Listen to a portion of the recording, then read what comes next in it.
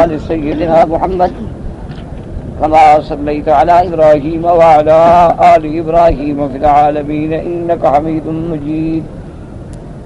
قال الله تبارك وتعالى في كلامه المجيد: أعوذ بالله من الشيطان الرجيم بسم الله الرحمن الرحيم. ما كان لنبي أن يكون له أسرى حتى يثخن في الأرض تريدون عرض الدنيا والله يريد الآخرة والله عزيز حكيم. لولا كتاب من الله سبق لمسكم فيما أخذتم عذاب عظيم. فكلوا مما غنمتم حلالا طيبا واتقوا الله إن الله غفور رحيم. قال المؤلف والمفسر رحمه الله تعالى: أدام النفع بعلومه وعلومكم في الدارين آمين. إلى أن قال الإمام أحمد: حدثنا علي بن حاشم حميد بن أنس رضي الله تعالى عنه قال: استشار النبي صلى الله عليه وسلم الناس في الأسارى يوم بدر فقال: إن الله قد أمكنكم منهم. فقام عمر بن الخطاب رضي الله تعالى عنه فقال: يا رسول الله صلى الله عليه وسلم اضرب أعناقهم. فأعرض عن النبي صلى الله عليه وسلم. ثم عاد رسول الله صلى الله عليه وسلم فقال: يا أيها الناس إن الله قد أمكنكم منهم وإنما هم إخوانكم بالأمس. فقام عمر رضي الله تعالى عنه فقال: يا رسول الله صلى الله عليه وسلم اضرب أعناقهم. فأعرض عنه النبي صلى الله عليه وسلم. ثم عاد النبي صلى الله عليه وسلم فقال للناس مثل ذلك. فقام أبو بكر الصديق رضي الله تعالى عنه فقال: يا رسول الله نرى أن تعفو عنهم وأن تقبل منهم الفداء. قال: فذهب عن وجه رسول الله صلى الله عليه وسلم ما كان فيه من الغم فعفا عنهم وقبل منهم الفداء. قال: وأنزل الله عز وجل: لولا كتاب من الله سبق لمسكم فيما أخذتم عذاب عظيم. وقد سبق في أول السورة حديث ابن عباس في صحيح مسلم بنحو ذلك.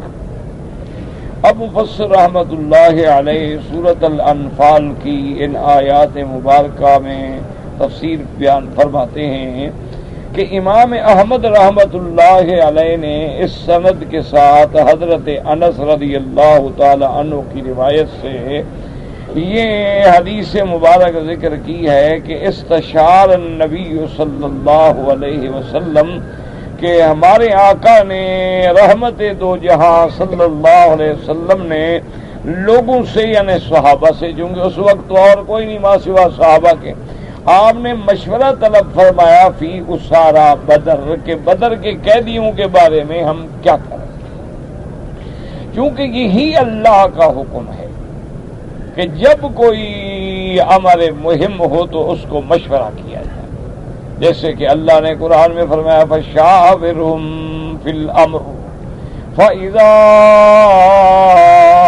عَزَمْتَ فَتَوَكَّلْ عَلَى اللَّهِ، اور دوسرے مقام میں فرمایا وَأَمْرُهُمْ شُورَى بَيْنَهُمْ، یعنی یہ مومنوں کی صفت ہے۔ اللہ تبارک و تعالی نے اپنے نبی صلی اللہ علیہ وسلم کو بھی حکم فرمایا کہ کوئی بھی معاملہ ہو مشورہ کریں، ورنہ اللہ واحد سے بھی خبر دے سکتے ہیں، اللہ کے آگے کیا بعید ہے۔ لیکن حضور کی امت کو قیامت تک کے لیے تعلیم دینا ہے کہ جو بڑے بڑے معاملات ہوتے ہیں، اہم معاملات ہوتے ہیں، تو انسان صرف اپنے آپ کو عقل کل نہ سمجھے، بلکہ صاحب رائے اور صاحب فکر لوگوں سے مشورہ طلب کرے۔ اور مشورے کا معنی بھی یاد رکھیں، یہی ہوتا ہے کہ اس کام کے اہل لوگوں سے مشورہ لیا جائے، ورنہ میرے محبوب کی حدیث مبارک ہے کہ اذا وسد الامر الى غیر اہلہ فانتظر الساعہ او کما قال النبی المصطفی صلی اللہ علیہ وعلی آلہ واصحابہ وسلم۔ حضور پاک نے فرمایا کہ جب امور نااہل لوگوں کے سپرد کر دیے جائیں تو بس قیامت کا انتظار کرو۔ اب نے کہا جی کہ آپ نے کوئی علم کا مشورہ لینا ہے علماء سے لیں گے، آپ نے کوئی قانون کا مشورہ لینا ہے تو محامات سے لیں گے جو وکلاء ہیں، جو قانون کو سمجھنے والے ہیں، آپ نے زیورات کے بارے میں کوئی مشورہ پوچھنا ہے، رائے لینی ہے تو کسی سنار اور زرگر سے رائے لیں گے، آپ نے گھر میں کوئی لکڑی کا کام کرانا ہے تو جو داد خان لکڑی کے ماہرین ہیں ان سے کام لیں گے۔ یہ معنی تو نہیں ہوتا نا کہ اب ایک آدمی نے خریدنی تو ہے لکڑی لیکن سنارے کے پاس جائے کہ بتاؤ کون سی لکڑی اچھی ہوتی ہے کون سی خراب ہوتی ہے، اس کا کام نہیں۔ اس کا معنی یہ ہے کہ وہ اس کا اہل نہیں۔ تو جب اہل نہ ہو اور اس سے رائے لی جائے تو کیا رائے دے گا؟ جب وہ بیچارہ خود اس بات کو نہیں جانتا تو رائے کیا دے گا؟ تو اس لیے ضروری ہوتا ہے کہ رائے جو ہے صاحب فقہ، اصحاب ارباب حل و عقد اور اصحاب علم لوگوں سے رائے لی جائے کہ جو اس معاملے میں بڑا صحیح رائے دے سکے۔ اس لیے حضور صلی اللہ علیہ وسلم نے رائے پوچھی، آپ نے صحابہ سے پوچھا کہ دیکھو اللہ تبارک و تعالیٰ نے آج تم لوگوں کے ہاتھ میں یہ تمہارے قیدی دیے ہیں، قد امکنکم منہم، اللہ پاک نے تمہیں ان پہ قادر کیا، طاقت دی ہے کہ آج تمہارے ہاتھ میں ہیں، یہ قیدی ہیں، ان کے بارے میں کیا فیصلہ کیا جائے۔ حضرت عمر بن الخطاب رضی اللہ تعالیٰ عنہ کھڑے ہوئے، انہوں نے عرض کیا کہ یا رسول اللہ اضرب اعناقہم، ان کی گردنیں اڑا دیں۔ انہوں نے کہا حضور بس ان کو قتل کر دیں، بالکل نہیں چھوڑنا چاہیے۔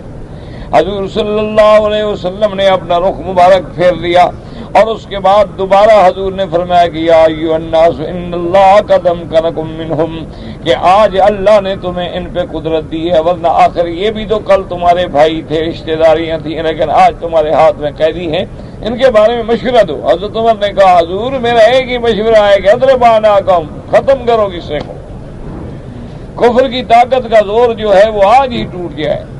حضور صلی اللہ علیہ وسلم نے منہ پھیر لیا۔ اس کے بعد جب تیسرے دفعہ حضور صلی اللہ علیہ وسلم نے پوچھا تو سیدنا ابی بکر صدیق رضی اللہ تعالی عنہ کھڑے ہوئے، انہوں نے کہا یا رسول اللہ نرا ان تعفو عنہم، ہم یہ سمجھتے ہیں، ہماری رائے یہ ہے کہ ہم یہ دیکھتے ہیں، یعنی ہم یہ بہتر سمجھتے ہیں کہ آپ ان کو معاف کر دیں اور ان سے فدیہ لے لیں، ان سے فدیہ لے لیں اور ان کو چھوڑ دیں، ہماری رائے یہ کہا۔ اس کے بعد یعنی اب اس میں اختصار ہے کہ اس کے بعد کہتے ہیں فذهب عن وجه رسول اللہ صلی اللہ علیہ وسلم ما كان فيه من الغم، حضور کے چہرے میں جو غم تھا نا وہ ابو بکر صدیق کی رائے سے ختم ہو گیا، حضور خوش ہو گئے۔ فعفا عنهم وقبل منهم الفداء، حضور پاک نے فرمایا کہ ٹھیک ہے، حضرت صدیق کی رائے کو قبول فرما لیا۔ آپ نے فرمایا ہم نے ان کو معاف کیا اور یہ فدیہ ادا کریں، جو آدمی فدیہ دے دے بس اس کو چھوڑ دو۔ تو اس لیے میں نے کل بھی عرض کیا تھا کہ اس بارے میں پھر یہ آیت نازل ہوئی، اللہ نے فرمایا کہ اگر میں اپنی تقدیر میں پہلے معافی کا فیصلہ نہ فرما ہو چکا ہوتا تو آج عذاب پکڑ لیتا، لیکن چونکہ اللہ معافی دے چکے ہیں، جب معافی ہو گئی ہے تو پھر عذاب سے تو اللہ نے بچا دینا تھا، لیکن بہت بڑی تنبیہ تھی۔ تو اب اس میں دراصل دو روایات ہیں، ایک سیدنا ابی ہریرہ رضی اللہ تعالی عنہ سے اور ایک حدیث ابن عباس رضی اللہ تعالی عنہما۔ حضرت سیدنا ابی ہریرہ رضی اللہ تعالی عنہ کی جو حدیث مبارک ہے وہ یہ فرماتے ہیں کہ صحابہ نے جنگ بدر کے فوراً بعد جو مال غنیمت جمع کرنا شروع کیا اور پھر مال غنیمت کے بارے میں ان کی رائے جو تھی وہ 3 جماعتوں میں تبدیل ہو گئی۔ ایک جماعت کا یہ قول تھا کہ بھی چونکہ مال غنیمت ہم نے جمع کیا ہے کسی اور کا اس میں حق ہی نہیں، جو آدمی جو مال لے آئے وہ لے لے۔ دوسری جماعت کا یہ مطالبہ تھا کہ بھئی یہ بات کرنا جو ہے وہ بالکل غلط ہے کہ ہم لوگ جو ہیں دشمن کے تعاقب میں، دشمن کے پیچھے مکہ کے راستے میں بہت آگے نکل گئے، ورنہ اگر ہم چاہتے تو ہم بھی تو مال غنیمت جمع کر سکتے تھے، لیکن ہم نے یہ سوچا کہ کہیں دشمن جو ہے آگے جانے کے بعد پھر اپنی بکھری ہوئی قوت کو جمع کر کے دوبارہ حملہ آور ہو جائے، کیوں 1000 آدمی، مارا تو 70 گیا ہے نا، 70 قید ہوا ہے، 140 باقی تو ہے نا ان کی طاقت۔ یہ تو الگ بات ہے کہ اللہ نے ان کو ذلیل کیا اور بھاگ کھڑے ہوئے، تو ہمارا حق کیوں نہیں ہے؟ اور تیسری جماعت جو تھی انہوں نے کہا کہ دیکھو بات سنو، یہ ٹھیک ہے، یہ تعاقب کے لیے گئے، آپ نے مال غنیمت اکٹھا کیا، لیکن ہم تو حضور صلی اللہ علیہ وسلم پہ پہرے میں کھڑے رہے کہ کوئی دشمن حضور پہ حملہ نہ کر دے۔ اگر حضور صلی اللہ علیہ وسلم کی ذات مبارک کو اکیلا چھوڑ دیا جائے تو باقی بچے گا کیا ہمارے پاس؟ اس لیے تو یہ جب اختلاف ہوا تو اسی لیے یہ آیت نازل ہوئی کہ اگر ہم معافی نہ دے چکے ہوتے نا تو اس وجہ سے ہم تمہیں پکڑ لیتا اللہ کا عذاب۔ تو حضرت ابی ہریرہ رضی اللہ تعالی عنہ کی حدیث مبارک سے یہ بات سمجھ جاتی ہے کہ مال غنیمت کے معاملے میں جو صحابہ نے تھوڑی سی خطا فرمائی اس پہ اللہ کا عتاب نازل ہوا۔ اچھا، لیکن یہ بات بھی دماغ میں رکھ لیں کہ اللہ کے علم میں تو یہ بات تھی کہ ہم نے آگے جا کر ان کو اجازت دے دی ہے کہ چھوڑ دو مرضی ہے، فدیہ لے لو مرضی ہے، قیدی بنا لو مرضی ہے، لیکن ابھی تک تو حکم نہیں آیا تھا نا۔ اللہ کے علم میں تو موجود ہے ہر چیز، اللہ تبارک و تعالیٰ کے علم میں تو کوئی چیز چھپی ہوئی نہیں ہے، جو قیامت تک ہوگا سب چیز ذرہ ذرہ اللہ کے علم میں ہے۔ لیکن اللہ تبارک و تعالیٰ یعنی وہ چیز، حالانکہ مال غنیمت بھی اللہ نے حلال کرنا ہے، پہلے مال غنیمت حلال نہیں تھا، لیکن چونکہ یہ احکام نہیں آئے تھے تو اس میں صحابہ کا جلد بازی کر لینا جو ہے وہ اللہ کو پسند نہیں آیا کہ میرے مدنی کی جماعت تو اتنی بلند شان والی ہے، ان چھوٹی چھوٹی دنیا کی چیزوں کی طرف ان کا خیال کیا کیوں؟ اس وجہ سے اللہ تبارک و تعالیٰ نے عتاب نازل فرمایا اور پھر مال غنیمت بھی حلال فرما دیا اور قیدیوں کے بارے میں بھی اجازت دے دی کہ چاہو تو ان پر احسان کر دو، چاہے تو فدیہ لے کے ان کو چھوڑ دو۔ یعنی باتیں تو وہی ہو گئی جو صحابہ چاہتے تھے، اللہ تبارک و تعالیٰ نے ان کے لیے وہی رعایتیں فرما دی، لیکن اللہ تبارک و تعالیٰ کو صحابہ کی عظمت کے پیش نظر، صحابہ کی شان کے پیش نظر، ان کے بلند مقام کے پیش نظر یہ بات پسند نہیں تھی کہ میرے محبوب کے صحابہ تھوڑے سا دنیا کی طرف میلان کریں، یہ بات ان کو اچھی نہیں لگتی۔ وہ تو ٹھیک ہے کہ ہم تو دیں گے ان کو، سو دیں گے۔ اور دوسری حدیث حدیث ابن عباس ہے رضی اللہ تعالی عنہما کہ وہ امام مسلم نے اپنی کتاب میں بھی ذکر فرمائی ہے کہ حضرت ابن عباس فرماتے ہیں کہ یہ جو آیت عتاب نازل ہوئی ہے اس کی وجہ یہ تھی کہ صحابہ سے جب مشورہ لیا گیا تو حضرت عمر نے کہا ان کی گردن اڑا دو، لیکن حضرت ابو بکر کی رائے جو تھی وہ یہ تھی کہ ان کو معافی دی جائے اور فدیہ لے لیا جائے۔ اچھا، اصل میں حضور پاک کی رحمت کی وجہ سے حضور کی خواہش مبارک بھی اسی طرف ہو گئی۔ حضور صلی اللہ علیہ وسلم بھی چونکہ رحمت للعالمین ہے، شفقت ہی شفقت ہے، رحمت ہی رحمت ہے، حضور تو کسی کو عذاب دینا پسند ہی نہیں فرماتے۔ تو جب یہ بات ہو گئی تو اس پہ اللہ تبارک و تعالیٰ کی طرف سے قرآن نازل ہوا کہ میرا مدنی، ہم آپ کے ہاتھ میں آپ کے دشمنوں کو قیدی بنا کے دیتے ہیں اور آپ چھوڑ دیتے ہیں صرف دنیاوی فائدے کے لیے۔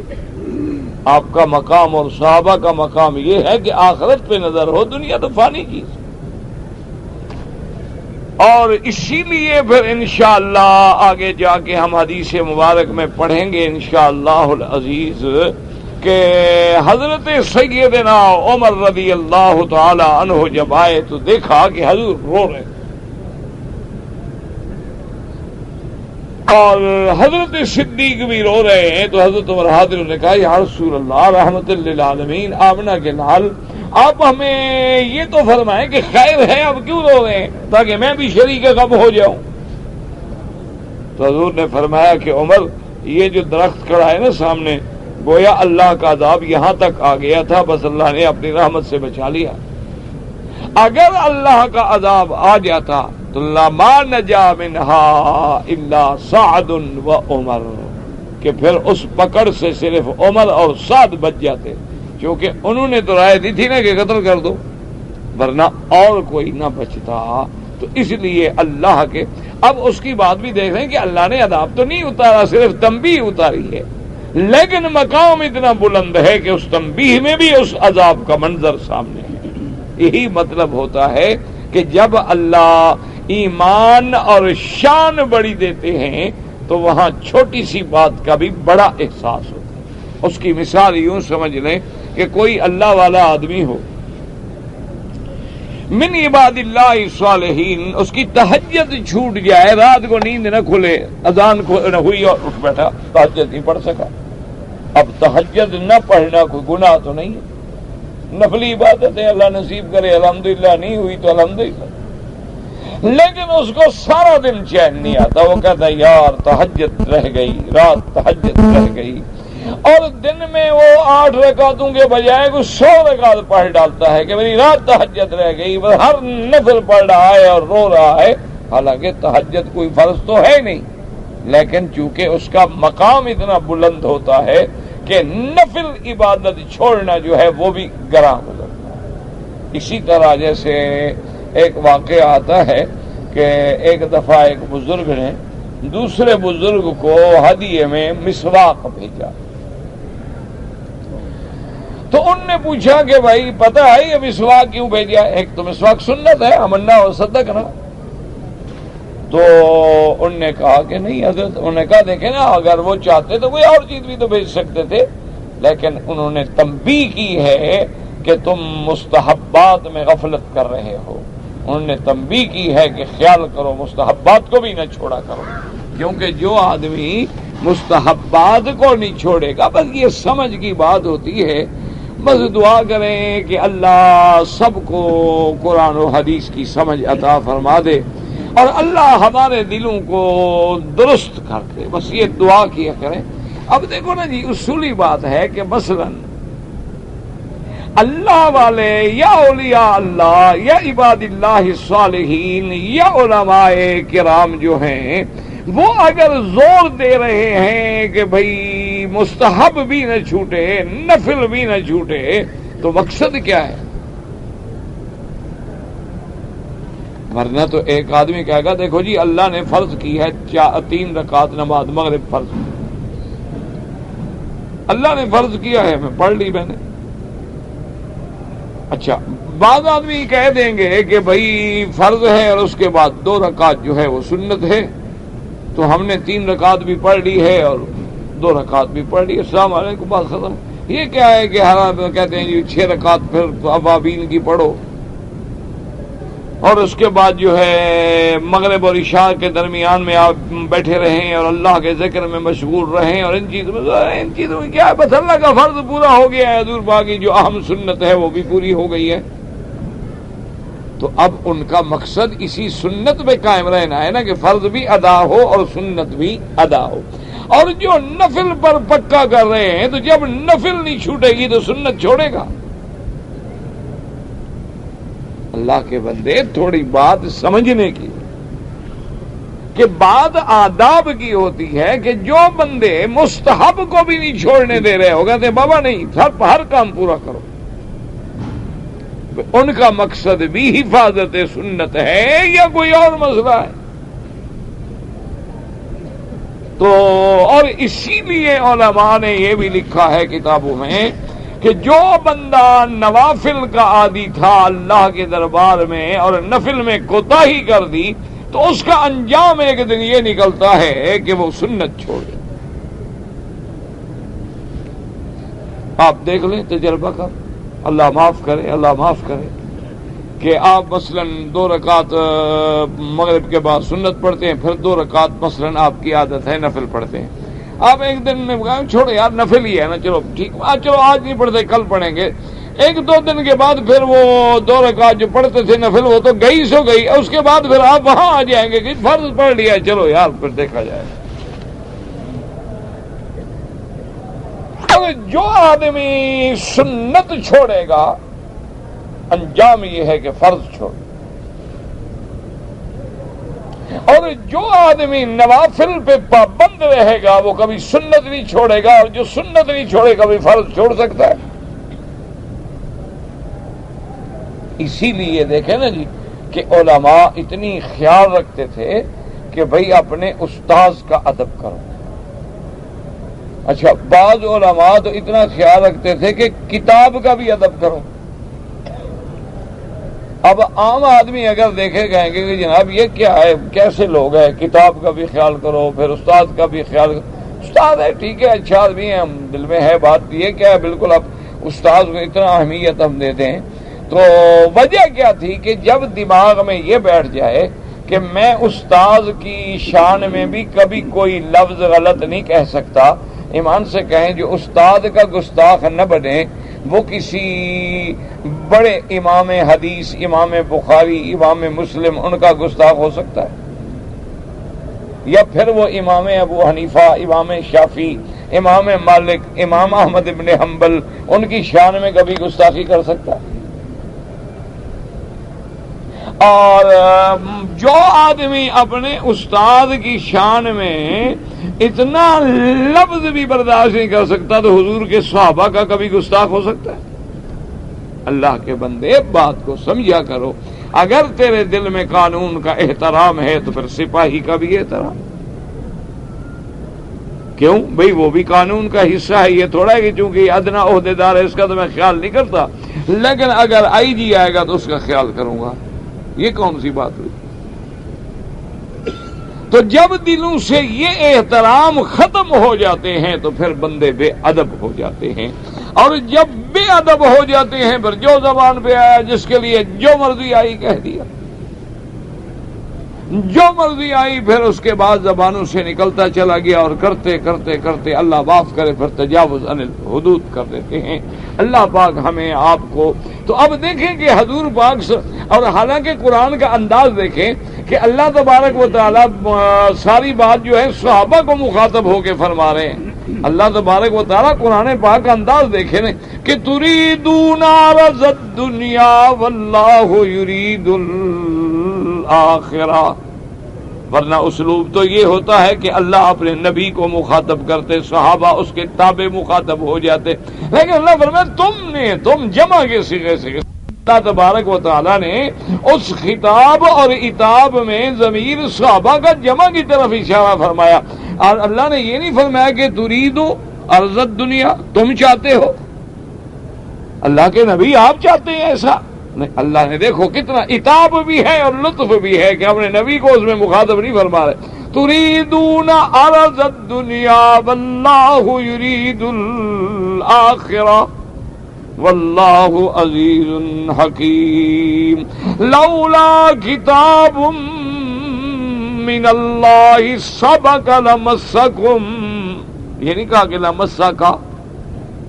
یہاں بھی وہی جمع کر سکے، لمسکم فیما اخذتم فیہ عذاب عظیم، کہ اگر میری تقدیر کا فیصلہ نہ ہو چکا ہوتا تو پکڑ لیتا تم کو عذاب بڑا، لیکن اللہ پہلے چونکہ معافی دے چکے ہیں بدر والوں کو، تو لہذا عذاب میں پکڑنے کا تو سوال نہیں، معافی کر دی، صرف تنبیہ۔ یہاں بھی خطاب صحابہ کو ہے، یعنی طرز تخاطب صحابہ کو ہے، اسی کے ضمن میں گویا جمع کا سکھائے سارے آ گئے، لیکن براہ راست خطاب میرے مدنی پاک صلی اللہ علیہ وسلم کو نہیں کیا گیا، لیکن حضور بیٹھے ہوئے رو رہے ہیں، یہی تو مقام ہے، یہی تو مقام ہوتا ہے سوچ کا کہ جب اللہ شان بڑی دیتے ہیں تو پھر چھوٹی چھوٹی بات محسوس بھی بڑی ہوتی۔ اب دیکھیں گے، اچھا وہ غنیمت چننے گئے تھے، اچھا جنگی قیدیوں کو کوئی چھوڑ دے تاکہ فدیہ مل جائے، کو مال مل جائے نا، اللہ نے وہ بھی فوراً پھر حلال کر دیا۔ مہربانی یہ بھی فَكُلُوا مِمَّا غَنِمْتُمْ حَلَالًا طَيِّبًا، اللہ نے فرمایا جو مال غنیمت تمہارے حلال ہے، صرف حلال نہیں، حلال رچتا بچتا پاک ترین حلال طیبا، لیکن ساتھ تنبیہ فرما دی واتقوا اللہ، اللہ سے ڈرو، یہ لالچ نہ کیا کرو کہ مجھے ملے اس کو نہ ملے، میں نے اکٹھا کیا ہے اس نے اکٹھا نہیں کیا ہے، یہ سوچ نہ لایا کرو، تمہارا مقام بلند ہے، تمہارا مقام جو ہے بلند ہے، ان باتوں سے نہیں، تم تو صرف اللہ تبارک و تعالیٰ کا تقوی اختیار کرو، اپنے آپ کو بھی بچاؤ آگ سے، اتقاء ہے نا، تقوی ہے اور اس سے بچانا۔ واتقوا اللہ، اب آگے اس اللہ پاک کی شان کرم دیکھیں کہ جب صحابہ گھبرا گئے کہ حضور پاک سے یہ فیصلہ تو ہم نے کرایا، ہم نے کہا نا حضور چھوڑ دیں، مہربانی کریں فدیہ لے لیں، چھوڑ دیں، تو اب ڈر گئے کہ اب کیا ہوگا، اللہ نے فرمایا ان اللہ غفور رحیم، جو کر چکے ہو معاف کرنے والا ہو تو میں نے معاف کر دیا، اور پھر صرف یہ نہیں کہ معاف کر دیا ہے، رحیم رحمت کرنے والا بھی ہے کہ مال غنیمت بھی تمہیں دے دیا ہے، اور اس کے بعد آئندہ کے لیے قیدیوں کے معاملے میں بھی اسی طرح تمہیں اجازت دے دی ہے، مغفرت بھی کر دی رحمت بھی کر دی، چونکہ مغفرت والا بھی رب ہے اور رحمت والا بھی رب ہے، تو اس لیے اللہ تبارک و تعالی نے اس لیے فرماتے ہیں حضرت ابی ہریرہ کی رائے مبارک میں وہ مال غنیمت سبب بنا، اور حضرت ابن عباس کی رائے مبارک میں قیدیوں کا مسئلہ سبب بنا، لیکن دیکھا جائے تو دونوں ایک ہیں، قیدیوں کے ضمن میں بھی تو فدیہ لینے کی تمنا تھی نا، اور مال غنیمت مال جمع کرنے میں بھی تو مال کی تمنا تھی نا، تو اللہ پاک میرے مدنی کے صحابہ کو ان چیزوں سے بلند دیکھنا چاہتے ہیں کہ مال کیا ہے، تمہاری نظر تو ہر وقت آخرت پہ ہونی چاہیے، تریدون عرض الدنیا ہے تو دنیا کا مال متال کیا ہے، فنا ہونے والا ہے، اللہ چاہتے ہیں کہ تم آخرت پہ نظر رکھو، جو ہمیشہ رہنے والی نعمتیں ہیں، جو دائمی ہیں، جو ہمیشہ باقی رہیں گی۔ اب اس کے بعد فرماتے ہیں انزل اللہ تبارک و تعالی عز و جل، مفسر رحمۃ اللہ علیہ فرماتے ہیں کہ پہلے آپ حدیث ابن عباس پڑھ چکے ہیں، اب اس کے بعد فرماتے ہیں قال اللہ وشن عمرو بن مرہ نبی عبیدۃ عبد اللہ قال لما كان يوم بدر قال رسول اللہ صلی اللہ علیہ وسلم ما تقولون في هؤلاء الاسارى فقال ابو بکر رضی اللہ عنہ یا رسول اللہ قومك واهلك استبقهم واستتبهم لعل الله ان يتوب عليهم۔ حضرت عامش نے روایت نقل کی حضرت عبداللہ بن مسعود سے قال لما كان يوم بدر، بدر والے دن میرے مدنی محبوب نے صلی اللہ علیہ وسلم آپ نے فرمایا کہ ما تقولون في هؤلاء الاسارى، ان قیدیوں کے بارے میں تمہاری کیا رائے ہے، کیا چاہتے ہو، کیا کہتے ہو قیدیوں کے بارے میں۔ حضرت صدیق رضی اللہ تعالیٰ عنہ نے عرض کیا کہ یا رسول اللہ قومک و اہلک، ان قیدیوں میں کون ہے یا رسول اللہ، آپ کی برادری ہے، آپ کا اہل ہے، رشتہ دار ہے، اور اس کے بعد اگر آپ مہربانی کر کے ان کو چھوڑ دیں، ان کو بچا لیں اور ان کو موقع دیں تو ہو سکتا ہے کہ شاید یہ بھی توبہ کر لیں اور اللہ تبارک و تعالیٰ بھی ان پہ توبہ ان کی قبول فرما لیں اور مسلمان ہو جائیں، حضور ان کو موقع دیں۔ اس کے بعد کہتے ہیں وقال عمر رضی اللہ عنہ یا رسول اللہ کذبوک واخرجوک فقدمہم فاضرب اعناقہم۔ حضرت عمر کھڑے ہو گئے رضی اللہ تعالیٰ، انہوں نے کہا یا رسول اللہ یہ وہ لوگ ہیں کذبوک، جنہوں نے آپ کو جھٹلایا، آپ کی نبوت کو نہیں مانا، آپ کی رسالت کو نہیں مانا، بلکہ نعوذ باللہ یہ آپ کو جھوٹا کہتے تھے، اور یہ لوگ ہیں جنہوں نے اخراجوکا، جنہوں نے مکے سے آپ کو نکالا ہے، مہربانی کریں حکم کریں منگائیں ان کو، بھی کاٹیں گے ان کی جان چھوٹے۔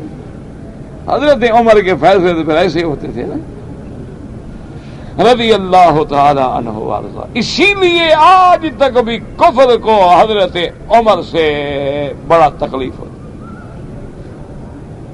حضرت عمر رضی اللہ تعالی عنہ، اس لیے حضور نے فرمایا عمر اللہ نے تجھے ایسی شان دی ہے کہ تم جس گلی میں آ رہے ہو نا شیطان ہی بھاگ جاتا، وہ دوسری گلی لے لیتا، یعنی اتنا اللہ نے عمر کا دبدبا رکھا ہے۔ اسی لیے ایک روایت مبارک میں یہ بھی آتا ہے کہ حضرت عمر کو اللہ نے ایسی شان دی تھی، ایسا دبدبا دیا تھا کہ اگر شیطان آ رہا ہے اور حضرت عمر سامنے آگے خر بوجہہ ہی، شیطان منہ کے بل گر جاتا تھا ڈر کے۔ اسی لیے ایک حدیث مبارک میں ہے کہ حضور پاک جب واپس تشریف لے آئے جنگ سے تو ایک بیچاری باندھی تھی، جاریتن سودا، کالے رنگ کی باندھی تھی، حبش کے علاقے کی، تو کہنے لگا یا رسول اللہ میں نے منت مانی تھی اللہ آپ کو سلامت لائیں گے تو میں آپ کے آگے گاؤں گی بھی اور دف بھی بجاؤں گی، خوشی کروں گی۔ حضور نے فرمایا اچھا کر لو، کوئی بات نہیں، اگر منت مانی تھی تو کر لو۔ تو وہ جناب صحابہ کہتے ہیں لگاتار ایسے کوئی شو سب لوگ ہوتا ہے، کوئی گانے والی تھوڑی تھی وہ کہ کل کوئی آدمی کہے کہ گانا جائز ہے، موسیقی جائز ہے، ڈانس جائز ہے، بجانا جائز، وہ تو خوشی کی بات تھی بیچاری۔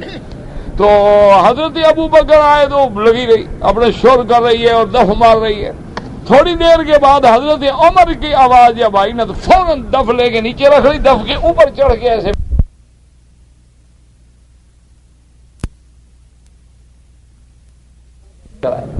حضرت نے فرمایا دیکھو نا جہاں سے تماتے میں شیطان بھی بھاگ جاتا، میں کھڑا ہوں تو یہ ڈر رہی ہے، ابو بکر کھڑے ہیں تو کوئی پرواہ نہیں، لیکن تمہیں دیکھ رہی ہے دیکھو دف کے اوپر بیٹھی ہوئی ہے، دف بھی چھپا رہی ہے کہ کہیں حضرت عمر دیکھنا نہ۔ تو اللہ تبارک و تعالی یاد رکھو یہ اللہ کی شان ہوتی ہے، کسی کو جلال دیتے ہیں، کسی کو جمال دیتے ہیں، کسی کو کمال دیتے ہیں، کسی کو نوال دیتے ہیں، یہ میرے مولا کی شان ہے، وہ جس کو جو دینا چاہیں عطا فرما دیتے ہیں، ورنہ تو سارے صحابہ شان والے۔ اس سے معنی یہ نہیں ہوتا کہ ابو بکر سے حضرت عمر افضل ہو جائے، یہ معنی نہیں ہے۔ کیوں؟ اب دیکھو نا اذان کی آواز سن کے شیطان بھاگ جاتا ہے، لیکن جب نماز پڑھتے ہو تو وسوسے ڈالتا ہے، تو اب یہ تھوڑا کہ نماز سے اذان افضل ہے، نماز مفضول ہے، ایک شان ہے اللہ جس میں کسی جزی میں کسی کو چیز دے دی، کسی جزی میں کسی کو دے دی، لیکن جو کلی فضائل ہیں وہ اپنے مقام پہ ہے۔ تو اس لیے حضور صلی اللہ علیہ وآلہ وسلم نے پوچھا کہ اب کیا رائے؟ حضرت عمر نے کہا یا رسول اللہ اولئک کذبوک واخرجوک، یا رسول اللہ میرے محبوب یہ وہ لوگ ہیں جنہوں نے آپ کی تکذیب کی ہے، جنہوں نے آپ کو مکے سے نکالا ہے، ان کی گردنیں اڑا دیں۔ قال عبداللہ یا رسول اللہ انت فی واد کثیر الحطب فاضرب الوادی علیہم نارا ثم القهم فیہ۔ حضرت عبداللہ ابن رواحہ اٹھے، اللہ اکبر، یہ بھی مجاہد ہے میرے مدنی، صحابی ہیں رضی اللہ تعالیٰ عنہ۔ اس نے کہا حضور میری بات سنیں نا، آپ جہاں ہیں نا ماشاءاللہ یہاں بہت لکڑی ہے، درخت شرخت بہت ہیں، آپ حکم دیں آگ جلاتے ہیں، ان کو ٹکڑے ٹکڑے کر کے ڈال دیں آگ میں، جلا ڈالیں ان کو زندہ رہنے کا کیا حق ہے؟ حضرت عبداللہ بن رواحہ نے یہ رائے دی، فسکت رسول اللہ، حضور چپ کر گئے۔ فلم يرد عليهم شيئا ثم قام ودخل وقال ناس ياخذ بقول ابي بكر وقال ناس ياخذ بقول عمر وقال ناس ياخذ بقول عبد الله بن رواحہ رضوان اللہ علیہم اجمعین۔ حضور پاک چپ کر گئے اور آپ نے کوئی جواب نہ دیا، اٹھ کے چلے گئے۔ حضور صلی اللہ علیہ وسلم اپنے خیمے مبارک میں تشریف لے گئے۔ اب لوگ باتیں کرنے لگے، بعض کہنے لگے کہ ابو بکر کا فیصلہ مانیں گے، بعض نے کہا کہ نہیں حضرت عمر کا فیصلہ مانیں گے، بعض نے کہا عبداللہ بن رواحہ کا فیصلہ مانیں گے۔ ثم خرج عليهم رسول الله صلى الله عليه وسلم وقال ان الله لا يلين قلوب رجال حتى تكون الين من اللبن وان الله لا يشدد قلوب رجال فيه حتى تكون اشد من الحجاره وان مثلك يا ابا بكر كمثل ابراهيم عليه السلام۔ اس کے بعد حضور تشریف لائے، جب آپ آئے تو فرمایا ان اللہ لا یلین قلوب رجال، حتیٰ تک لوگوں کے بعد لوگوں کے دلوں کو نرم کر دیتے ہیں، حتیٰ کہ وہ دودھ سے بھی زیادہ نرم ہو جاتے ہیں۔ اور اس کے بعد آپ نے فرمایا کہ بعض لوگوں کے دلوں کو اتنا سخت کر دیتے ہیں کہ وہ پتھر سے بھی زیادہ سخت ہو جاتے ہیں۔ اور آپ نے فرمایا انما صلک یا ابا بکر، ابا بکر تیری مثال ایسے ہے جیسے ابراہیم علیہ السلام کی مثال ہے، کیونکہ ابا بکر تو عین تصویر ہے نا محمد الرسول اللہ۔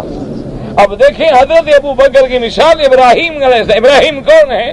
ابا ہے حضور صلی اللہ علیہ وسلم، یعنی عین ہر لحاظ سے ابو بکر کو تشبیہ جو ہے، یعنی گویا کہ وہ تابع ہے، ایسا عاشق ہے کہ جس کے ہر عمل سے سنت جھلکتی ہے محمد الرسول اللہ صلی اللہ علیہ وآلہ۔ انہوں نے کہا ابراہیم دیکھو کیسے نرم تھے، فرمایا ومن تبعنی فإنہ منی ومن عصانی فإنک غفور الرحیم۔ انہوں نے عرض کیا تھا کہ میرا مولا فمن تبعنی، جن لوگوں نے میری اتباع کی ہے وہ تو میری جماعت میں ہے، اور جنہوں نے میری نافرمانی کی ہے، آگے ابراہیم نے یہ نہیں کہا کہ اللہ میاں ان کو پکڑ لے، کہا اللہ تو بخشنے والا ہے، مہربان، جنہوں نے نافرمانی کی ہے چاہو تو بخش دو، آپ کی مرضی ہے نا، آپ بخشنے والے۔ تو ابراہیم علیہ السلام کیسے نرم فیصلہ کیا۔ وَإِنَّ مَثَلَكَ يَا أَبَا بَكْرٍ كَمَثَلِ عِيسَىٰ، اور ابو بکر تیری مثال ایسی ہے جیسے عیسیٰ علیہ السلام۔ قال ان تعذبهم فانهم عبادك وان تغفر لهم فانك انت العزيز الحكيم۔ عیسیٰ علیہ السلام نے بھی یہ عرض کیا کہ میرا مولا تو اگر اپنے بندوں کو عذاب دینا چاہے تو تیرے بندے ہیں، کون روک سکتا ہے؟ تیری مخلوق ہے، تیرے بندے ہیں، سب کو پکڑ لے، تجھے کون روکنے والا ہے؟ وان تغفر لهم، اور اگر تو ان کے گناہ معاف کر دے تو کوئی یہ نہیں کہے گا کہ تو کمزور ہے، نہ تو کمزوری سے پاک ہے، تو غالب ہے، حکمت والا ہے۔ کیوں کبھی کبھی دشمن کو چھوڑ دے نا، اگلے کہتے ہیں یہ ڈر گیا چھوڑ دیا، تو اللہ تو کمزوری سے پاک ہیں، ڈرنے سے پاک ہیں، تمام صفات نقصان سے منزہ ہیں، اس لیے کہ عزیز، آپ غالب ہیں، چھوڑ دیں تو آپ کی شان میں کوئی فرق نہیں آتا، اور حکیم حکمت والے ہیں۔ اور اس کے بعد حضور نے فرمایا ان مثلک یا عمر، آپ نے فرمایا عمر تیری مثال ایسے ہے کہ مثل موسیٰ علیہ السلام۔ اندازہ کریں میرے مدنی کی نظروں میں شان صحابہ کا، ابو بکر کو بھی تشبیہ دے رہے ہیں تو انبیاء و رسول سے، اور عمر کو بھی تشبیہ دے رہے ہیں تو موسیٰ علیہ السلام سے، کلیم اللہ سے، کہ ان عمر نے فرمایا مثلک یا عمر کا مثل موسیٰ علیہ السلام، قال ربنا اطمس علی اموالہم واشدد علی قلوبہم فلا یؤمنوا حتی یروا العذاب العلیم، کہ جیسے موسیٰ علیہ السلام نے کہا کہ اللہ ان کے مال بھی تباہ کر دے، ان کے دلوں کو بھی برباد کر دے، یہ کبھی مان لائیں گے جب تک ان پر عذاب نہ آئے دردناک، یہ نہیں مان لاتے۔ تو موسیٰ علیہ السلام نے کہا تھا مٹا دو، جیسے عمر کہتا ہے اڑا دو، اور اس کے بعد فرمایا وَإِنَّ مَثَلَكَ يَا عُمَرُ كَمَثَلِ نُوحٍ عَلَيْهِ السَّلَامُ، اور حضرت عمر تیری مثال ایسے ہے جیسے نوح علیہ السلام، انہوں نے بھی دعا کی تھی کہ رب لا تذر علی الارض من الکافرین دیارا، کہ میرا اللہ اب کافروں کا ایک گھر بھی نہ بچے، روئے زمین پہ ان کو مٹا دے، ان کو ختم کر دے۔ نوح علیہ السلام نے یہ دعا مانگی تھی، اور اس کے بعد فرمایا انتم آلتن، اس کے بعد فلا ينفك الناد منهم الا فداء او ضربة عنق، اب اس کے بعد حضور نے فرمایا یاد رکھو اصل بات یہ ہے کہ تم محتاج ہو اس وقت، تو میرا فیصلہ یہ ہے کہ کسی کو مفت نہ چھوڑو، یہ فدیہ ادا کریں، اور جو فدیہ ادا نہیں کرنا چاہتا اس کی گردن اڑا دو، اگر وہ فدیہ دے کر نہیں چھوٹنا چاہتا تو پھر اس کو اڑا دو۔ حضور صلی اللہ علیہ وسلم نے یہ فیصلہ فرما دیا۔ قال ابن مسعود رضی اللہ تعالیٰ عنہ قلت یا رسول اللہ الا سہیل ابن بیضاء فإنه يذكر الإسلام فسقط رسول الله صلى الله عليه وسلم على يوم أخبره من أن تقالي حجارة من السماء مني في ذلك اليوم حتى قال رسول الله سہیل ابن بیضاء فأنزل الله عز وجل۔ اس کے بعد حضرت ابن مسعود کہتے ہیں کہ جب حضور نے یہ فیصلہ کیا کہ بھئی سب اپنا اپنا فدیہ ادا کریں، اور جو فدیہ ادا نہ کرے اڑا دو گردن اس کی، تو حضرت ابن مسعود کہتے ہیں کہ میں نے کہا حضور سہیل ابن بیضاء کو ویسے معافی دے دیں سہیل ابن بیضاء جو ہے نا اس کو ویسے چھوڑ دیں، چونکہ وہ اسلام کے بارے میں اچھی اچھی باتیں کرتا تھا تو معلوم ہوتا ہے کہ شاید وہ مسلمان ہو جائے۔ حضور چپ کر گئے۔ حضرت عبداللہ بن مسعود کہتے ہیں میں ایسا ڈر گیا کہ میں نے یہ کیا بات کہہ دی، حضور کے فیصلے کے بعد مجھے یہ جرت کیسے ہوئی کہ میں بات کہہ دی۔ میں ڈر گیا کہ کہیں ایسا نہ ہو کہ آسمانوں سے پتھر مجھ پہ برس جائیں۔ کہتے ہیں اس کے بعد میں چپ بیٹھا تھا، حضور نے فرمایا الا سہیل ابن بیضاء، چلو عبداللہ بن مسعود کے کہنے پہ اس کو بھی چھوڑ دو، سہیل بن بیضاء۔ اور اس کے بعد فرماتے ہیں حضور صلی اللہ علیہ وسلم ما کان لنبی ان یکون له اسرا حتی یسخن فی الارض تریدون عرض الدنیا واللہ یرید الاخرہ۔ پھر اس کے بعد یہ آیات مبارک جو ہیں یہ نازل ہوئی ہیں اور جن کو الحمدللہ ہم نے پڑھا ہے۔ واللہ تعالی عالم علم ختم۔ نبی کو یہ زیبا نہیں کہ قیدی ہوں، حتی یسخن فی الارض، جب تک کہ ان کی شوکت کو مٹا کے مٹی میں نہ ملا دینا، چھوڑنا لائق نہیں۔ ما کان لنبی ما ینبغی لنبی۔ کہتا ہے جی کہ اللہ نے فرشتوں کو نور سے پیدا کیا ہے، ہاں بالکل ٹھیک ہے، حدیث میں ہے۔ اور اللہ نے جنات کو آگ سے پیدا کیا، یہ بھی قرآن میں موجود ہے۔ والجان خلقناہ من قبل من نار السموم۔ اور آدم علیہ السلام کو اللہ نے مٹی سے پیدا کیا، یہ بھی قرآن میں موجود ہے۔ اور باقی مخلوق کو کس چیز سے بنایا؟ باقی مخلوق آپ بھی لکھے نا، کون کون سی مخلوق؟ جیسے یہ آپ نے نام لکھا ہے نا فرشتے، جن، آدم، باقی مخلوق کا بھی نام لکھو تو میں جواب دوں آپ۔ آپ نے نام نہیں لکھا، مجھے بھی پتا نہیں۔ باقی مخلوق سے آپ کی کوئی رشتہ داری ہے کیڑے مکوڑوں سے؟ وجہ بھی تو پوچھو نا، وجہ کیا ہے آخر؟ بھئی اللہ تبارک و تعالیٰ نے جو اہم مخلوقات ہیں ان کا ذکر کر دیا، اور جس کا ذکر اللہ نہ کرے ہم کہاں سے لے آئیں؟ یا ہمیں اس بحث میں پڑھنے کی ضرورت کیا ہے؟ مجھے یہ سمجھائیں۔ یہ نہیں ہوتا سوال لکھنے کا مقصد کہ فارغ بیٹھے ہیں تو کچھ لکھتے رہیں، یا محض شرارت کے لیے لکھتے رہیں، یا محض پریشان کرنے کے لیے یا الجھانے کے لیے لکھ رہے۔ یہ سوال نہیں ہوتے، اور اللہ نیتوں کو جانتے ہیں۔ یاد رکھو بات،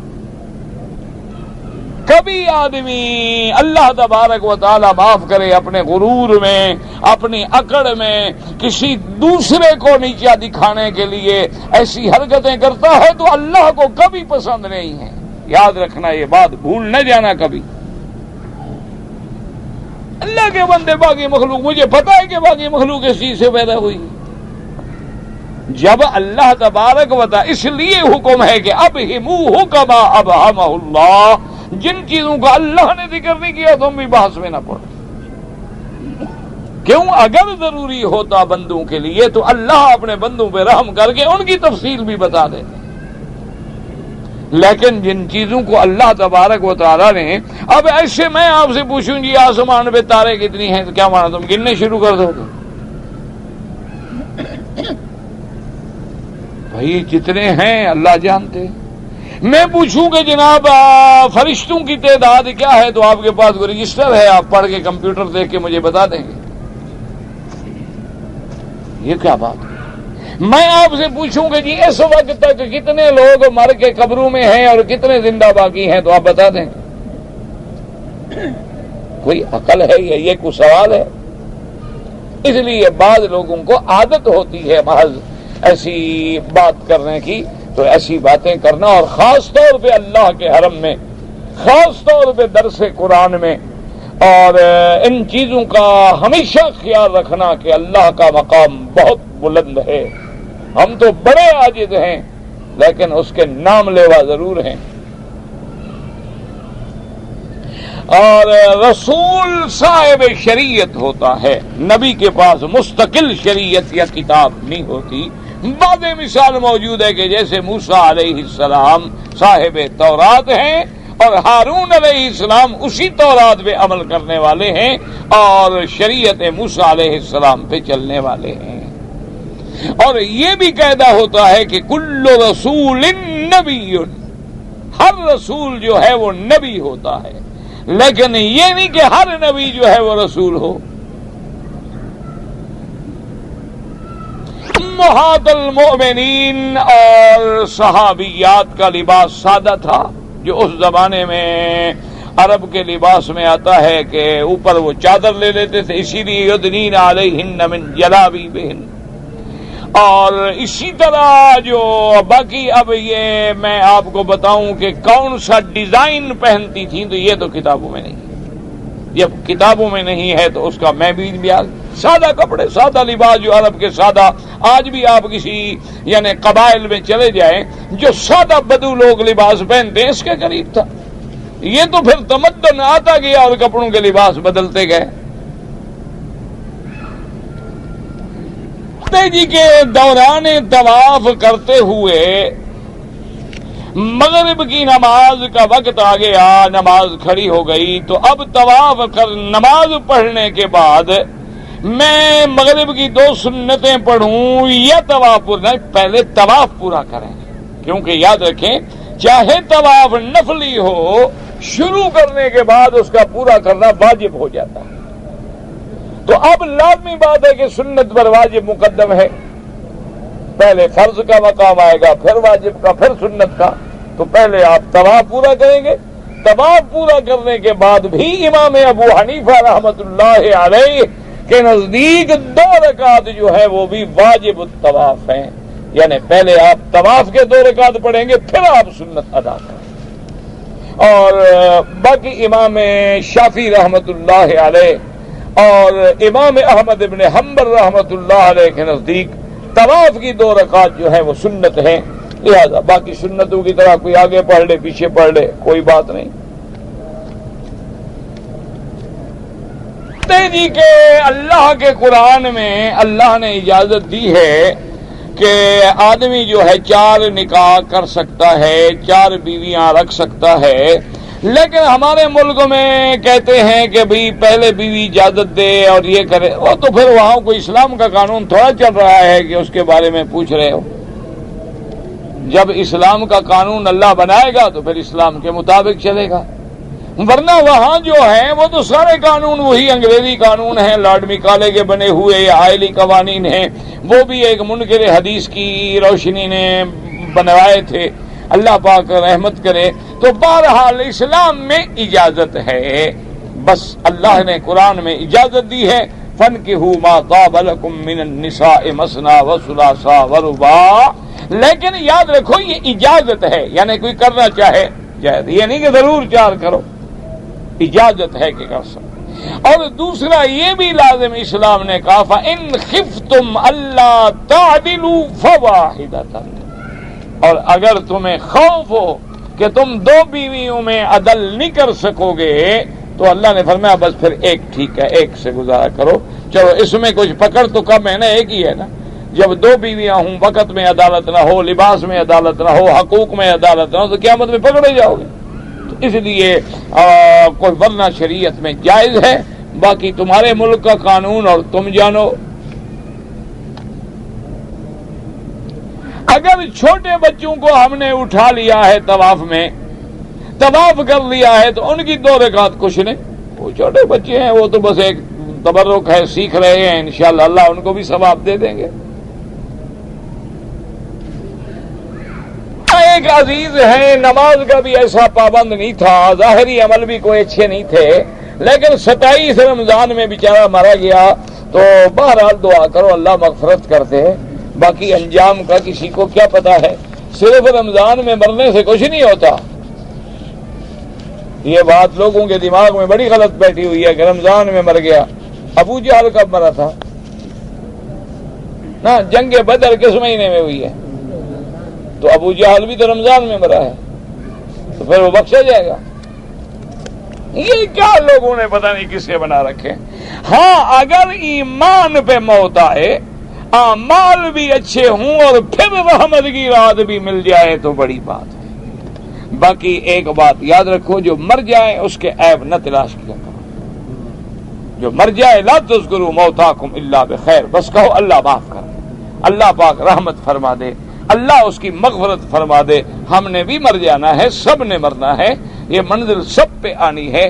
مرنے والوں کی برائی کرنا، میں تو حیران ہوتا ہوں کہ وہ لوگ جو نہ صحابہ کو معاف کرتے ہیں نہ ائمہ کو معاف کرتے ہیں، پتہ نہیں دشمنی کیا ہے۔ انا للہ و انا الیہ راجعون۔ اللہ تبارک و تعالی ہدایت کرے، بس ہم تو سب کی ہدایت کی دعا مانگتے ہیں، آگے مرضی۔ جی حج فرض ہو یا نفلی ہو تو یہ تو قانون ہے کہ محرم کے بغیر عورت نہ آئے، لیکن آج کل آ جاتے تو ان کو جا کے روکو، مولوی مکی سے پوچھنے کی کیا ضرورت ہے؟ آ جاتی ہے، شریعت کے خلاف ہے، گناہ ہے، مگر میں جا کے ان کو پکڑ لوں گا جی نہ آؤ۔ اذان کی نماز شروع ہوا، امام کے پہلے صف کھڑا ہو جانا، پہلے صف کیا مانا؟ یعنی امام سے آگے آئیں گے تو نماز نہیں ہوگی۔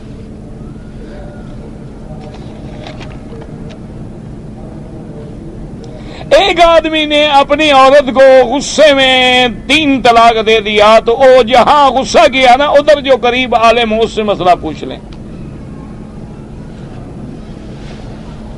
جی آپ الحمدللہ بڑی خدمت کر رہے ہیں، دعا کرتے ہیں اللہ قبول فرمائے، لیکن ایک دن جو ہے صرف مسائل کے جواب اگر دیے جائیں اور باقی دن سبق ہو تو شاید میری ایک تجویز ہے، بہرحال آپ کی ایک تجویز ہے، انشاءاللہ اس پہ بھی غور کریں گے۔ لیکن یہ ہوتا ہے نا جی کہ مشکل یہاں ہمارے لیے جو ہے نا میرا بھائی، آپ کی رائے، آپ کی محبت کا شکریہ، لیکن اصل مسئلہ یہ ہے کہ آج ایک آدمی آیا عمرہ کرنے کے لیے، اس کو مسئلہ پوچھنا ہے، وہ تو آج عمرہ کر کے چلا جائے گا اور میرے جواب کا دن ہوگا اگلا، اس کا کیا کریں گے پھر؟ مسئلے پوچھنے والا بیچارہ کو ہمیشہ تو یہاں نہیں رہتا نا کہ انتظار میں بیٹھا رہے کہ 7ویں دن جب سوال جواب کا وقت آئے گا میں پوچھوں گا۔ وہ تو عمرے کے لیے غریب آیا ہے، کوئی طائف سے آیا، کوئی جدہ سے آیا، کوئی ریاض سے آیا، کوئی ابہا سے آیا، کوئی باہر سے آیا، کوئی کل مدینہ منورہ چلے گئے، کوئی گھر چلے گئے، کوئی واپس چلے گئے۔ اب وہ غریب کیا کرے گا اگر ہم ایک دن فیصلہ کر لیں؟ اس لیے ہم نے بہرحال ہر چیز پہ کوشش کرتے ہیں، کوئی سبق ہو گیا، کوئی جواب ہو گیا، اللہ قبول فرمائے۔ کے بعد حاجی نے جو قربانی کیا، اس وقت میں ایک غریب آدمی نے 3 بیل ملا، 2 بیل اچھا ماشاءاللہ قربانی کے بیل اس نے لے لیے، وہ بیچ کے کھا گیا، سبحان اللہ، اچھا غریب آدمی ہے بھائی ماشاءاللہ۔ یعنی لوگوں نے جو وہاں بیل خریدا نا اس کو دیا کہ ذبح کرو، اس نے بیچ دیا۔ انا للہ و انا الیہ، یار توبہ کرو، اللہ معاف کرے۔ ایک آدمی نے قرآن و حدیث کا معنی بھی نہیں پڑھا، قواعد بھی نہیں پڑھا، ایسے بس اردو کی کتاب پڑھ کے علماء کے آگے بیان کرتا ہے۔ احتیاط کرے، اب علم اردو میں بھی موجود ہے، لیکن کوشش کرے کہ کوئی ایسی بات نہ کہے جو غلط ہو۔ لیکن میرا بھائی وہ کچھ نہ کچھ تو دین پہ کر رہا ہے، تم تو صرف اعتراض کر رہے ہو، تمہارے مقدر میں تو اعتراض کرنا ہے۔ وہ تو بیچارہ چلو اردو پڑھ کے کوئی جیسے کیسے کر کے کوئی دین کی بات کہہ رہا ہے، تم کیا کر رہے ہو اعتراض؟ تمہارے مقدر میں اعتراض لکھا ہے، ان کے مقدر میں خدمت دین لکھی ہے، اللہ ہدایت۔ جی کے بعد لوگوں میں، شہروں میں ایسے لوگ بھی ہیں جو قرآن و حدیث کے روشنی میں غلط عقیدے لوگوں کو خراب کر، اللہ ان کو ہدایت دے۔ اور کیا میرے بھائی ہم کیا کر سکتے ہیں؟ ہر جگہ علماء حق بھی ہوتے ہیں، ایسے بھی ہیں کہ قرآن و حدیث کا حوالہ دے کر لوگوں کو بدعات میں مبتلا کرتے ہیں، لوگوں کو نعوذ باللہ حداث و احوا کے تابع کرتے ہیں، خرافات میں ڈالتے ہیں۔ اللہ کو جواب دیں گے، ہم تو دعا کریں گے کہ اللہ ہدایت دے، کہ لوگوں کو صحیح عقیدہ سمجھائیں، قرآن و سنت کے مطابق بات بتائیں۔ الصلاۃ خیر من النوم، یہ اپنی طرف سے نہیں بنایا گیا، جس بات پہ صحابہ کا اتفاق ہو جائے، اجماع ہو جائے، وہ بھی سنت کا مقام ہو جاتا ہے۔ عید والے دن جو ہے لوگ ملتے ہیں، بہرحال اس کا کوئی حکم نہیں ہے، لیکن اگر خوشی کے موقع پر کوئی ملے کوئی حرج نہیں۔ ویسے جب کوئی ملنے لگے نا خوشی سے تم ڈنڈا لے کے کھڑے ہو جاؤ، کیونکہ تمہارا کام ہی ہے نا کہ ملے نا. انا للہ و انا الیہ. اللہ کے بندے کوئی حکم نہیں، لیکن اگر کوئی مل لیا تو کیا عید والے دن دور دور سے لوگ آتے ہیں، اس دن اکٹھے ہو جاتے ہیں، اتفاق ہے مل لیا، کوئی حرج نہیں. اب بھی کوئی مسافر آئے تو ہم نہیں ملیں گے، آگے پیچھے تو لوگ جمع نہیں ہوتے ہیں. اور پھر خوشی کا دن ہوتا ہے، اظہار ہے خوشی کا، تو اس میں کوئی ایسی بات نہیں ہے کہ جو بالکل اللہ معاف فرمائے انکار کے. باقی حکم نہیں ہے کہ ایسا کیا جائے. کبے کے بچے کو مارا تھا، کبا مجھے مارنے آتا ہے. اچھا کرتا ہے، کیا کرے گا؟ تم جب اس کے بچے کو مارو گے تو وہ تمہیں معاف کرے گا؟ اب ایسا کرو کہ کبے کے باپ کو بھی مار دو، نہ ہوگا نہ تمہیں تنگ کرے گا. ورنہ جب تک کوا ہے اس نے تو بچے کے لیے مارنا ہے تجھے. اب اس کا علاج میرے پاس ہے کہ میں جا کے کبے کو پکڑوں ماروں، کیا کروں؟ اب بتائیں مجھے، آپ بتائیں. پھر کہتے ہیں کہ جی مولوی بکی صاحب ناراض ہو جاتے ہیں. مجھے بتاؤ، ناراض ہونے کی بات نہیں، میں کیا کروں آخر؟ ہاں شریعت میں حرام ہے، موذی جانور ہے، مار سکتے ہو بس. کی والدہ جادو کرتی ہے، جادو کرنے والے، کرانے والے، اعتقاد رکھنے والے حضور نے فرمایا کافر ہو جاتے. اس لیے اپنی اماں کو نصیحت کرو کہ وہ جادو سے باز آ جائے، پیار سے سمجھاؤ، کسی عالم کی تقریر سناؤ، کوئی کیسٹ لے کے جاؤ ان کو سناؤ کہ سحر جو ہے وہ تو بالکل حضور نے من تسحر وقد کفر. اللہ بچائے جادو سے. میری بہن جو ہے فالج کی بیماری ہو گئی، اللہ شفا دے، اللہ ہر بیمار کو شفا دے. دعوت دین دینا جو ہے وہ سب کے لیے ایمان کی نشانی اللہ نے گنا ہے نا. الا الذین آمنوا وعملوا الصالحات وتواصوا بالحق وتواصوا بالصبر. تو تواصی بالحق اور تواصی بالصبر. اسی طرح فرمایا کنتم خیر امت اخرجت للناس تأمرون بالمعروف وتنہون عن المنکر. یہ تو اللہ کی رحمت ہے کہ اللہ نے ایک دوسری آیت میں فرما دیا کہ اچھا اگر تم میں سے ایک جماعت رہ جائے دین سیکھ لے، باقی اور کام کر لیں تاکہ پھر وہ اوروں کو دین سکھائیں، تو اس سے علماء کہتے ہیں کہ فرض کفایہ ہے. ورنہ اتنا مسائل سیکھنا کہ عقیدہ ٹھیک ہو جائے، نماز درست ہو جائے، یہ تو فریضۃ علی کل مسلم و مسلمہ، یہ تو ہر مسلمان مرد پہ اور عورت پہ ضروری ہے کہ اتنا عقیدہ تو سیکھے نا کہ اللہ کی ذات پہ میں نے کیا ایمان رکھنا ہے. اللہ کی ذات، اللہ کی صفات، اللہ کی توحید الوہیت، توحید ربوبیت، اور اسی طرح سرکار دو جہاں سیدنا محمد الرسول اللہ، آپ کی نبوت و رسالت، آپ کی ختم نبوت، آپ کی صفات، آپ کا اخلاق، آپ کے اسوہ حسنہ، اور اسی کے ساتھ ایمان بالآخرت، بعث، معاد. یہ جو اصول دین ہے یاد رکھو وہ تین ہیں: الایمان بالالہیات، توحید کے مسئلے پر ایمان، الایمان بالنبوت والرسالہ، نبوت و رسالت کے مسئلے پہ ایمان، اور ایمان قیامت پہ ایمان. اتنا چیزیں سیکھنا تو سب کے لیے ضروری ہے، مرد مسلمان ہو یا عورت ہو. آدمی ڈش وغیرہ VCR بیچتا ہے، تو ایک موٹی بات ہے کہ حضور پاک نے فرمایا تھا، میرے آقا نے، سرکار مدینہ صلی اللہ علیہ وسلم سے ایک صحابی نے جب شراب حرام ہوئی تو ایک صحابی آئے، انہوں نے کہا حضور میرا بڑا مشکل مسئلہ ہے. حضور نے فرمایا کیا بات ہے؟ اس نے کہا حضور میرے پاس کچھ یتیم لڑکوں کا مال بھی ہے اور میرا مال بھی ہے، اور میں نے تو سارے پیسوں کا جا کے شراب خرید لیا، چونکہ شراب حرام نہیں تھا. میں نے جا کے سارا پیسہ جو میرا ہے یتیموں کا ہے سارا اکٹھا کیا، شراب لے لیا، اور شراب لے کے مدینہ منورہ میں آیا. یہاں مجھے پتہ لگا کہ شراب حرام ہو گیا ہے. تو اب مجھے بتائیں میں کیا کروں؟ میں تو بالکل مالی طور پہ تباہ ہو گیا، اور پھر میں یتیم کا مال بھی میرے پاس ہے، وہ میں کہاں سے ادا کروں؟ تو آپ نے فرمایا کہ شراب تو حرام ہے.